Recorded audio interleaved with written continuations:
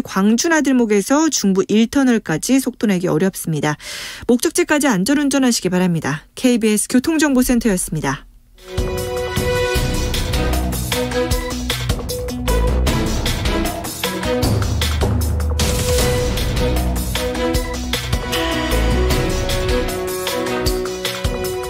여러분께서는 끝장 토론 각설하고를 듣고 계십니다.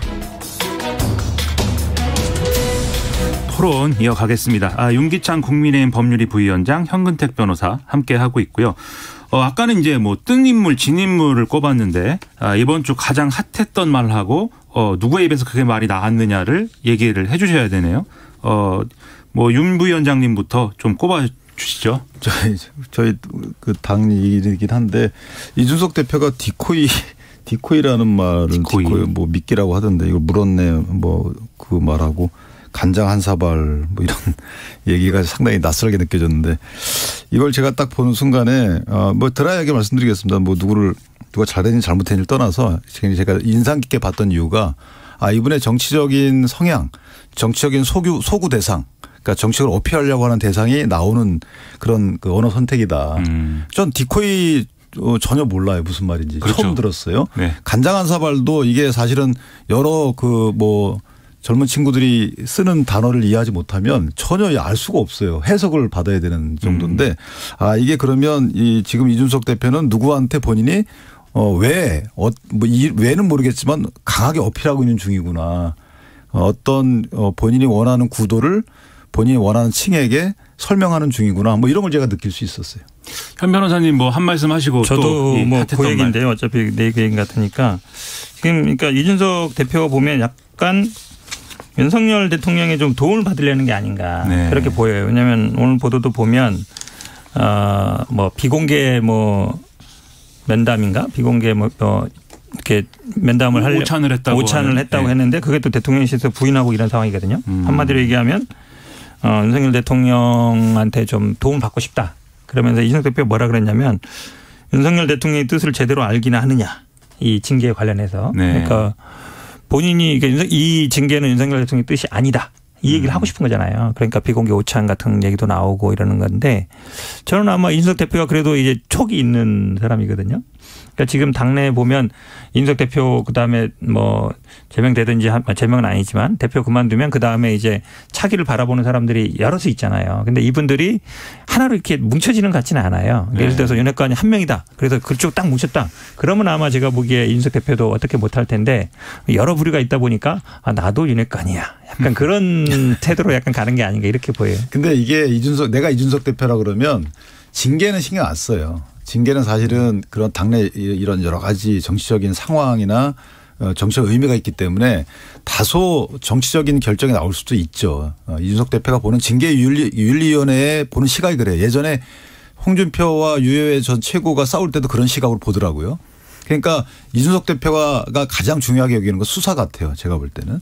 왜냐하면 이 윤리위원회는 강제 수사권이 없기 때문에 한계가 있어요. 그래서 진실 발견이 어렵고 진실이 뭔지 모르겠지만 근데 수사는 그렇지 않거든요. 수사라는 것은 어떻게 나올지 사실은 정치 생명과 직결되어 있는 상황이라서 저는 이 대표가 지금 이 윤리위원회의 결정에 대해서는 본인이 정치 구도를 잡는 거고 본인이 갈등 구도를 만든 거예요. 그래서 본인한테 유리한 갈등 구도 형성의 계기로 삼는 거고 이거 굉장히 어떻게 보면 적극적인 갈등을 윤리위원장을 공격하고 하는 식으로 이렇게 하거든요. 그러니까 이건 정치적 소재로 활용하는 것 같아요. 제가 볼 땐. 근데 수사와 관련돼서는 본인이 사실 굉장히 조심스러운 부분이 없잖아 있기 때문에 그 부분은 좀 신경 쓰일 것 같아요. 저는 오히려 뭐 변호사 입장에서 수사는 신경 쓸 거 없다. 왜 그러냐면 성삼 얘기는 2013년 얘기라 그 당시 공무원도 아니고 그러니까 뭐 시효도 일단 지난 것 같고 그다음에 증거인멸 교사가 돼야 되는데 그냥 진술서를 그냥 제가 원하는 대로 써주세요 해서 썼다고 해서 그게 증거인멸이 되지는 않거든요. 왜냐하면 증거인멸이 되려면 뭐 없애버리거나 뭐 감춰버리거나 아니면은 그 사람이 안 썼는데 내가 그냥 쓰고 그 사람 썼다고 위조했거나 이렇게 돼야 되는데 김성진 대표도 본인이 그냥 쓴 건 맞아요. 딴 사람이 쓴 게 아니거든요. 그러면 그런 거는 증거인멸이 안 돼요. 그다음에 교사도 되려면 뭐 시킨 사람이나 아니면 뭐 갔다는 사람이 이 사람이 시켰다든지 이게 나와야 되는데 서로 그냥 나는 가보라고만 했다. 혹은 내가 알아서 한 거다 이러고 있거든요. 그러니까 증거인멸도 안 되고 교사도 안 될 거라 오히려 이준석 대표 입장에서는 자꾸 경찰 수사 나와봐야 된다라고 그쪽 사람들이 얘기하는 게 수사에는 좀 자신 있어서 그런 게 아닌가. 오히려 저는 정치적인 의미가 더 크다고 봐요. 근데 증거인멸이 범위가 커요. 그러니까 우리가 수사할 때 왜 휴대폰으로다가 어디 전화한 것처럼 알리바이 세워주는 것도 증거인멸이 증거를 만들어가는 것도 그건 없는 걸 만든 거니까. 아니 그렇지 이것도 네. 마찬가지잖아요. 네. 그러니까 그런 식으로 약간 수사와 관련돼서는 제가 이준석 대표라 그러면 그게 훨씬 이건 수사에서 만약 문제가 생기면 이거는 사실 어떻게 할 수가 없는 정치적인 협상이고 뭐 이게 될 수가 없는 거라서 이 부분이 본인의 정치 생명과 직결되어 있다고 보여져요. 만약에 징계에서 뭐 당원권 정지가 나와도 당대표 직무가 한 1개월 2개월 정지돼도 본인의 장기적인 정치 행보에는 오히려 도움될 수도 있어요. 이게 나 핍박받았어. 친윤이라는 갈등 구도를 만들어 놓고 나는 친윤으로부터 핍박받은 거야 라고 이런 식으로 본인한테 도움되는 정치 구도를 만들어갈 수 있는데 수사는 전혀 그렇지 않거든요. 그러면 이제 7월 7일 날 주목이 되는 게 윤리위가 그날 심의 의결을 한다고 그랬지 않습니까? 결론을 낸다는 건데 그럼 거기서 예를 들면 당원권 정지나 이 정도가 나와도 이준석 대표는 직을 유지할 수 있다고 보시나요 그러면? 유지할 것 같아요. 유지를 한다. 그러니까 좀 쉬고 돌아온다는 의미인가요? 그러면? 당원권 정지가 되면 당원이 대표가 되는 거니까 그 1개월이면 1개월 동안에 직무집행이 안 되고 원내대표가 대행하겠죠. 그러니까 본인이 전격적으로 그만둘 수도 있지만 이건 다 정치적인 어떤 계산을 하고 행위하겠죠. 어떤 것이 나은지에 대해서. 그러니까 이 대표 입장에서는 보시면 당 전체의 지지를 항상 끌어내려고 노력하는 스타일은 아니에요. 당의 일부의 지지를 확고하게 팬덤층을 갖고 당 전체 그러니까 항상 비주류 입장에서 주류와의 싸움을 하면서 이렇게 계속 커가고 있거든요. 그렇다 그러면 그런 생각이라면 이 징계 구도가 이준석 대표의 정치적 생명과 관련돼서는 결코 그렇게 불리한 건 아니다. 장기적으로 보면 그런 생각이 들고 그렇기 때문에 정직과 관련된 징계는 안 나올 것이다. 제가 볼 때는 경고 정도 나와서 어정쩡한 마무리가 되지 않을까라고 그런 예상이 듭니다. 현 변호사님 징계에 대해서. 네. 왜냐하면 지금 김철근 실장이 징계를 안 삼다가 갑자기 이제 참고인으로 진술하러 온 사람을 징계 개시해버렸잖아요. 그게 마치 참고인으로 나왔는데 그렇죠. 피의자 전환된 것처럼. 바로 하는 거죠. 네. 그걸 뭐냐면 이건 판사가 하는 거랑 마찬가지인 거예요. 원래 당무 심사 이런 데서 심사를 해가지고 그게 한 마리 이제 기소 역할을 하는 거거든요. 검찰 역할을 한다. 이렇게 징계해 주십시오 올리면 징계라는 건 이제 판사처럼 하는 건데 이거는 마치 판사가 증인으로 온 사람 징계했으니까 너 다시 수사받아. 이거랑 비슷한 거예요. 그래서 조금 이상하죠. 제가 절차적으로 이상한 게 좀 무리인 것 같은데 저도 아마 경고 정도에 그러니까 김철근 실장은 조금 중하게 처벌하고 이제 이준석 대표는 조금 경고 정도로 묻힐 것 같은데 저는 이게 분위기가 좀 바뀌었거든요. 그전에는 이준석 대표 어떻게든 빨리 잘라내야 된다. 정리해야 된다 하는데 지금은 좀 그런 분위기가 아니에요. 그럴 때 아까 말씀드린 것처럼 핵관이라고 하시는 분들이 하나의 세력으로 딱 돼가지고 이준석 대표 그만두면 누가 해. 딱 정해놨으면 사실은 되는데 지금 보니까 누가 할지 안 정해진 거예요. 여기는 잘라야 되는데 그다음에 정해놔야 수순이 가는데 이제 잘라도 이제 누가 할지 안 정해지니까 이거 안 되겠네. 그냥 가. 그리고 처음에는 막 이제 내년 1월까지 해야 된다 얘기하다가 그냥 뭐 임기 그냥 채우게 놔두고 그다음에 하지 뭐. 약간 그렇게 가는 것 같아서 정치적으로 타격은 별로 없을 것 같아요. 그러니까 이게 이런 분석이 나오는 것 같아요. 그래서 다음에 대표 될 사람이 임기가 언제까지냐, 뭐 공천권에 영향이 미치는 거냐, 뭐 이런 얘기까지 뒤섞여서 나오는데. 아니 근데 저런 시각은 저는 동의 못하는 게 변호사님 말씀 중에 그렇게 보시는 분이 많아요. 그런데 일단은 이준석 대표가 당대표직을 수행할 수 없게 되면 이득 보는 사람이 없어요. 그러니까 이걸 자꾸만 뭐 윤핵관이 몰아내려고 한다는데 이 징계 사유가 이준석 대표 스스로 만들어낸 거지. 이준석 대표 및 그 정무실장이 만들어낸 거지. 이걸 덮어씌운 것도 아니고 계기도 일단 12월 달에 상납 관련돼서는 징계가 각하됐단 말이에요. 그럼 그때 윤리위원장의 음모론에 당사자면은 윤리위원장이 그걸 각하시키지 말고 징계 개시 통보를 했어야죠. 안 했단 말이에요.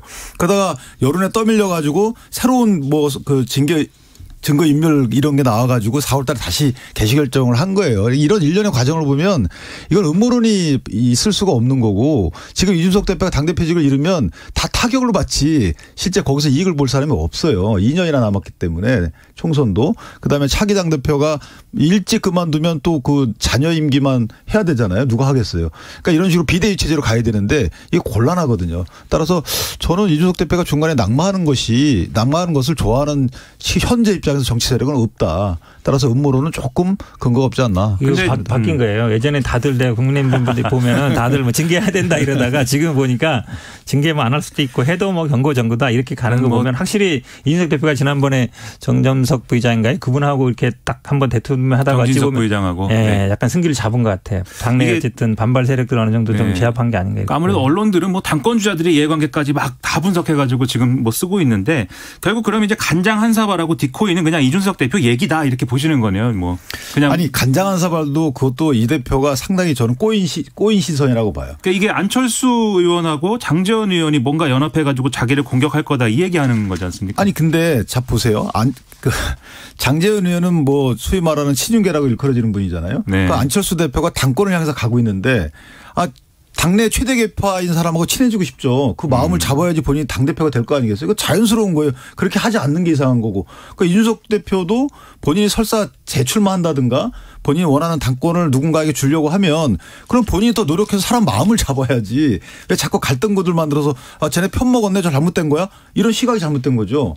원래 당권이라는 것은 가서 마음을 잡고 여러 사람 만나고 해야 되는 건데 누구 만나면 안 되는 건가요? 그럼 저는 그 시각이 이상한 갈등구도를 새로 만들려는 그 의도뿐이 안 보인다는 거죠. 그래서 좀 아쉽다는 거예요. 이게 제가 보기에는 아마 이준석 대표가 지난번에 그 용모방망이 하나로 이제 딱 제압했잖아요. 제가 보기에는 선전포고예요. 그러니까 오히려 선전포고다. 간장 한 사발로 어쨌든 두 사람을 네. 그렇죠. 지금 왜냐하면 말싸움이나 이런 걸로는요. 이준석 대표 당할 사람이 없어요. 왜냐하면 아마 다음 주에 아마 방송 엄청 나가서 이 얘기 간장 한 사발 엄청 띄울걸요. 그러게 말입니다. 제압하는 거죠. 그러니까 제가 보기에는 그래도 수수는 약간 이준석 대표한테 유리한 방향으로 가고 있는 것 같아요. 알겠습니다. 민주당 얘기하겠습니다. 민주당이 워크숍을 했는데 1박 2일 동안 지금 뭐 워크숍이라는 게 되게 이제 다양한 주제에 대해서 얘기를 하기 마련인데 언론 보도를 보면 다 이재명 의원 출마하느냐 마느냐만 얘기한 것 같아요. 근데 대부분 뭐 불출마를 결단하라는 얘기가 많이 나왔다고 하는데 지금 민주당 이 워크숍에 대해서는 무슨 얘기 나오는 겁니까?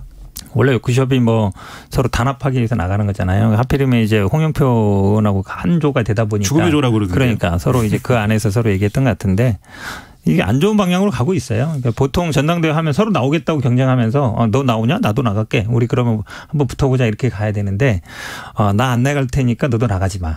이거잖아요. 지금 다 그러거든요. 일종의 이제 물귀신 작전 다 쓰고 있는 건데 참 지난번 서울시장 때도 비슷하고 서로 나가지 말라고 이제 발목 잡고 있는 상황이라 이게 제일 안 좋은 모습인 것 같아서 좀 안타까워요. 서로 나가겠다고 좀 나가기 경쟁하면 안 돼요? 그러게 말입니다.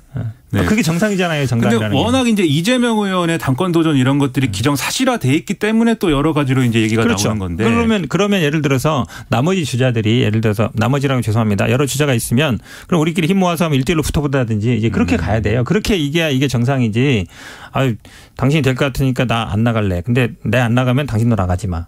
그러면 뭐 어떻게 하자는 얘기예요? 그럼 예를 들어서 당이라는 거는 기본적으로 당원이라든지 국민들 지지받으면서 이게 당대표로 돼야 되는 건데 그럼 그냥 추대하자는 얘기잖아요. 한 사람을. 그러면 그냥 뭐하러 전당대회 해요? 그냥 비대해가지고 그냥 비대위로 그냥 계속 가죠. 그러면 이재명 의원은 결국 출마하리라고 보시는 거네요? 지금은 뭐 할 생각인 것 같습니다. 그러다 보니까 이게 계속 논란이 되는 거죠. 만약에 안 할 생각이었으면은 뭐 지난번에 어느 정도 얘기를 했겠죠. 근데 제가 보기에는 그래서 저는 그렇게 말씀드리고 싶어요. 자꾸 뭐 누구 안 된다 얘기하지 말고 예를 들어서 다른 주자분들도 있으면 만약에 뭐 3대1, 4대1 되면 불리할 것 같으면 단일화하면 되거든요. 단일화해서 이렇게 방향으로 가야지 자꾸 이게 왜냐하면 2015년 문재인 대통령 그 당시에 당대표 나올 때 똑같았어요.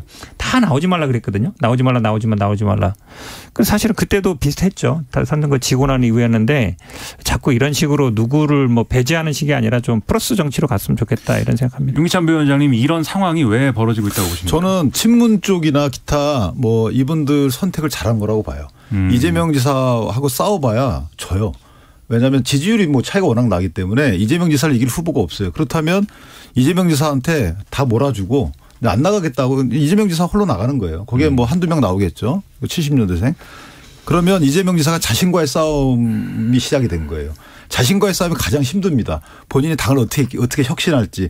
이게 혁신이라는 게 당원들을 만족시키기가 어려워요. 그러면 이제 점점 떨어지는 것만 남은 거죠. 그다음에 보궐선거에서 또 승패, 보궐선거의 성적이 나올 거고 이렇게 본인의 당신이 한번 시험 잘 봐봐. 이렇게 기회를 준 거죠. 기회라기보다는 어찌 보면 좀 흔드는 거죠. 그래서 이낙연 지사도 밖에 있고 이렇게 보고 있는 겁니다. 더군다나 김동연 지사가 또 칼을 세울 것이고 그래서 이재명 지사가 지금까지는 우뚝 솟아있지만 향후 당을 이끌어가는 혁신의 정도, 성과, 그 70년대생의 또 흔들기, 그다음에 이 보궐선거의 성적 이런 것과의 자기 싸움에서 이기는 자만 남은 거죠. 그래서 그런 기회를 덜컥 안겨준 것이다. 저는 전략적으로 그렇게 선택했다고 봐요. 저는요 개인적으로 만약에 이재명 의원대 뭐 79세대 97세대가 나오면 저는 굉장히 그 구도가 현실화 되는 겁니까? 아니 되면은 저는 민주당 희망이 있다고 봐요. 그러면 왜냐하면 386은 사라지는 거거든요. 그다음에 이제 전 정부에 어쨌든 영향이 있었던 친문이라 할 수 있는 분들도 사라지는 거예요. 사라진다기보다는 영향이 줄어드는 거거든요. 그러니까 민주당 입장에서 극복해야 될 게 어쨌든 뭐 정권을 뺏겼잖아요. 그럼 거기에 책임 있던 분들. 그다음에 386을 어느 정도 이제 뭐 세대 교체를 해야 되는데 그게 딱 보여주는 거예요. 그래서 저는 개인적으로는 오히려 이재명 대 97세대가 구조되면 아주 민주당에서는 바람직하다 이렇게 보고 있습니다. 이 또 하나 뭐 이번 주에 또 상당히 주목해 볼 만한 게 민주당이 그동안에 이제 법사위원장을 과거에는 이제 국민의힘이 갖도록 이제 뭐 합의를 했는데 뭐 그럴 수 없다고 하다가 이제 그럴 수도 있다라고 입장을 좀 바꾼 부분이 있는 것 같아요. 그렇게 공개적으로 이제 제안을 했는데 국민의힘에 이 윤기찬 부위원장님 보시기에 민주당의 이 제안은 지금 받아들일 수 있다 이렇게 보십니까? 잘못됐죠. 왜냐하면 아니 법사위원 작년도 7월 달에 합의했던 거거든요. 법사위원장은 하반기는 국민의힘에게 준다. 다만 전제 조건이 전반기는 민주당이 행사를 하고 그다음에 국회법을 통해서 법사위에 힘을 뺀다. 체계작구 심사 범위를 넘는 것은 권한을 줄이겠다 해서 국회법 개정까지 다 했어요. 그럼 나머지 그냥 국민의힘이 주면 돼요.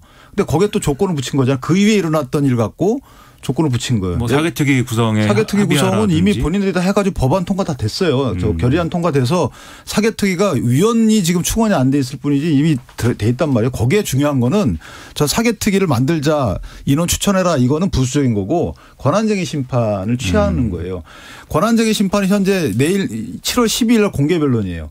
헌재에서 네. 국민의힘이 한 거. 이게 권한쟁의 심판을 취하게 되면 검수완박법이 정당화돼요.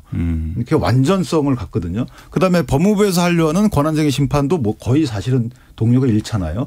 이런 식으로 할 수 없는 거를 던져준 거죠. 그러니까 사개특위 구성안보다는 권한쟁의 심판 취하가 제가 볼 때 민주당의 노림수다라고 생각해서 받아들이기 어렵습니다. 권한쟁의 심판 하나도 안 무섭고요. 간단한 기각들 이렇게 뻔하기 때문에 왜냐하면 국회에서 이루어진 일에 대해서 뭐 권한쟁의 예전에 뭐 사례 보면 알죠. 그러니까 뭐 이거에 대해서 뭐 각각 받아들여 가지고 입법 자체를 하는 경우는 거의 저는 본 적이 별로 없습니다. 그렇기 때문에 권한쟁의 문제 하나도 아니고 이거는 그냥 핑계고요. 사실은 똑같은 합의죠. 그러니까 사개특위 구성하기로도 한 것도 합의였지 않습니까? 그러니까 저는 오히려 지금 좀 아쉬움이 있어요. 그러니까 지금 박홍근 원내대표는 일단 법사위는 주고 그다음에 체계작구는 자꾸 심사권을 개정하는 거는 다음에 하자 이 얘기잖아요. 저는 좀 근데 여유를 갖고 해도 된다. 그러니까. 예. 근데 저는 같이 해야 된다고 봐요. 왜냐하면 법사위가 항상 논란이 되는 게 이것 때문이거든요. 그러니까 상원 역할을 하고 있기 때문에 이걸 한 번에 처리하는 게 맞는 것 같고 사개특위 문제는 말씀처럼 아니 이건 합의고 그러면 저거는 그냥 휘지조인가요? 똑같은 합의인데. 연관이 없잖아요. 이게 인과관계가 없어요. 예를 들어서 우리가 그냥 합의를 지키자 이거죠. 그냥. 아니 7월 달에 합의했던 것 중에 일부를 우리가 이행 안 한다는 거 인과관계가 있죠. 근데 그러면 10년 전 거 갖다가 붙일 거예요? 아니 왜 그 자꾸 이것과 이거 붙여서 다 못하겠다. 아니 원내 합의라는 네? 거는 어느 정도 협상하는 거기 때문에 당연히 협상을 할 수 있죠. 그거를 전혀 관계 없다 합의한 걸 이해하면 법사위 뭐 안 준다고 할 수 있는 이제 두 분 지금 말씀을 보면은 민주당이 민주당이 모처럼 협상의 물꼬를 트기 위해서 뭐 던졌다 이렇게 얘기를 하는데 국민의힘에서는 뭐 별로 그런 거 아니다 이렇게 말씀하고 민주당 내에서는 이 박홍근 원내대표의 제안도 지금 뭐 이상하다 이렇게 반응이 나오는 거면은 원구성 협상이 타결될 가능성은 거의 없는 거 아닐까요? 어떻게 보십니까? 가능성에 대해서는 어떻게 보세요? 아니 타결은 언젠가 되겠지만 저는 민주당이 이행하면 돼요. 이것을 협상이 아니고 말씀드렸잖아요. 그다음에 권한쟁의 심판은 또 다른 문제고 또 다른 협상을 하면 되는 거죠. 원구성 협상이 타결이 안 되면 국민의힘과 윤석열 정부 입장에서도 부담이 좀 있지 않습니까? 어쩔 수 없습니다. 여러모로 이제 지금 뭐 인사청문회라든가 이런 것들도 치러야 될 텐데. 여태까지 민주당이 그 거대 그 의석을 운영해오는 과정을 보세요. 한 번이라도 양보한 적 있어요?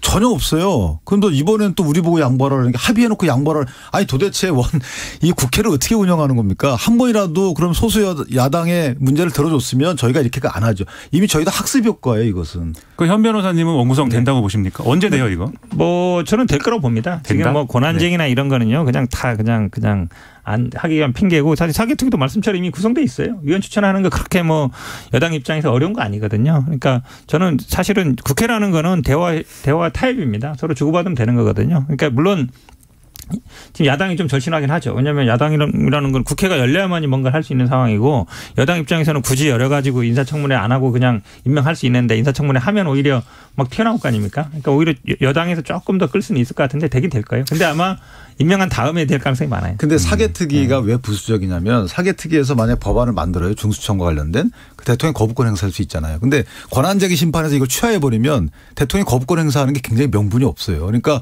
권한쟁의 심판의 민주당에서는 핵심적인 아니다. 유지하시면 되지 뭐 누가 취하래요. 그냥 유지하시면 두 분의 뭐 말씀을 들어보면 원구성 협상까지 아주 상당한 시간이 걸릴 것 같습니다. 일단 뭐 나눌 얘기가 더 있었는데 오늘은 뭐 여기까지만 얘기를 하도록 하고요. 윤기찬 국민의힘 법률위 부위원장 현근택 변호사와 함께 했습니다. 고생하셨고요. 다음 주에 뵙겠습니다. 네, 토요일에 함께한 KBS 1라디오 정관용의 시사본부 마칠 시간입니다. 저는 시사평론가 김민아였고요. 내일 낮 12시 10분에는 정관용 교수 돌아옵니다. 끝으로 스팅의 러시안 들려드리면서 인사드리겠습니다. 청취해 주신 여러분 감사합니다. Europe and America, there's a growing feeling of hysteria, conditioned to respond to all the threats and the rhetorical